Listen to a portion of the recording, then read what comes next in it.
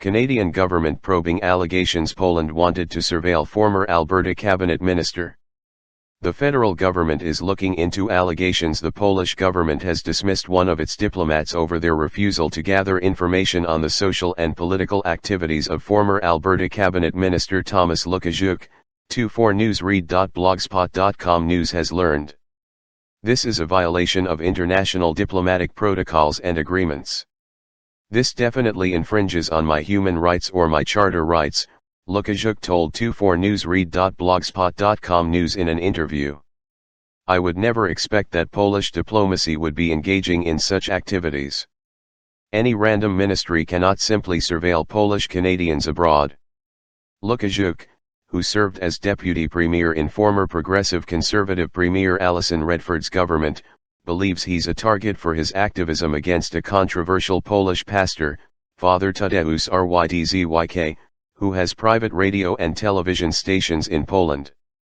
Rydzyk has been criticized for sermons with homophobic and anti-Semitic views, as well as preaching against abortion and the European Union.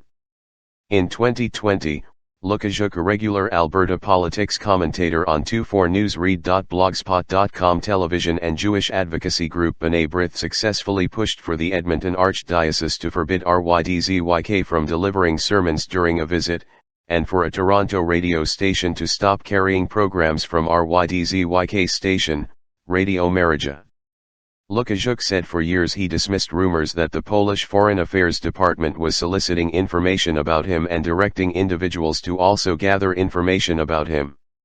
I actually never really paid much attention to it, because it seemed so far-fetched, he said. Until I received a proverbial, because it was electronic, but a proverbial brown envelope. Lukaszuk shared with 24newsread.blogspot.com news what he says is a series of encrypted email exchanges dated March 13, 2022, June 14, 2022, and April of this year between a division of Poland's Foreign Affairs Department tasked with liaising with Polish diaspora communities, and the country's Consul General in Vancouver, Andrzej Mankowski. This is a minister instructing his staff and consulates across Canada, asking them to gather deeper information about Thomas Lukaszuk's social and political activities, Lukaszuk said. It definitely sent chills down my spine that as a Polish Canadian who lives in Canada more than 40 years, that government is still dispatching its officials in Canada to gather information that isn't publicly available. 24newsread.blogspot.com news has not independently verified these are official communications, but Poland's Secretary of State Piotr Warzyk is seen addressing the emails before a Polish parliamentary committee at the end of July 2023 in a publicly available video. In it, opposition politicians ask Warzyk if Mankowski was dismissed because he did not want to spy on Lukaszuk. One politician read out loud, in Polish, an email to Mankowski. According to a translation it said, I kindly request that you prepare and forward, via the appropriate channel, an in-depth note to the department concerning the socio-political actions of Mr. Thomas Lukaszuk and their possible impact and significance for the Polish community in Alberta.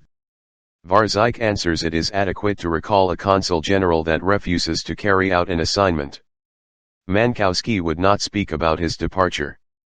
In an email he told 24newsread.blogspot.com news, if you are preparing material about my dismissal, unfortunately I cannot comment on it. He is scheduled to vacate his post by the end of August. GAC says it's assessing next steps. Global Affairs said it is aware of the allegations and is taking the matter very seriously. In a statement, the department said it has been in contact with Lukaszuk and is also assessing next steps by working with its security intelligence and community partners. This is not a good idea for any country to be doing through their diplomats, said Maria Popova, an associate professor in political science at McGill University. It is the behind the scenes of really playing out domestic Polish political infighting and involving a Canadian citizen who's had an outspoken stance on it, she said. Popova added it is unusual for a democratic country to look into an individual's activities. Authoritarian regimes of course do that quite often, she said. But democracies are usually not that concerned about individual activities and also value more, of course, Freedom of speech. Popova nevertheless said she would expect the Canadian government to tread lightly in criticizing Poland. She said the foreign interference in question appears to be more related to domestic Polish political issues than any matter regarding Canadian politics. Chances are through back-channel communications that there will be a message sent, Popova said. A spokesperson for the government of Poland's Foreign Affairs Department referred to 4newsread.blogspot.com news to the United Nations Treaty governing international diplomatic relations. All instructions and orders in relation to activities and reports by the embassy/consulates of the Republic of Poland are within the rights and privileges determined by the Vienna Convention, the spokesperson said. They would not confirm or deny the veracity of the emails. Subscribe our YouTube channel and click our bell icon for new videos.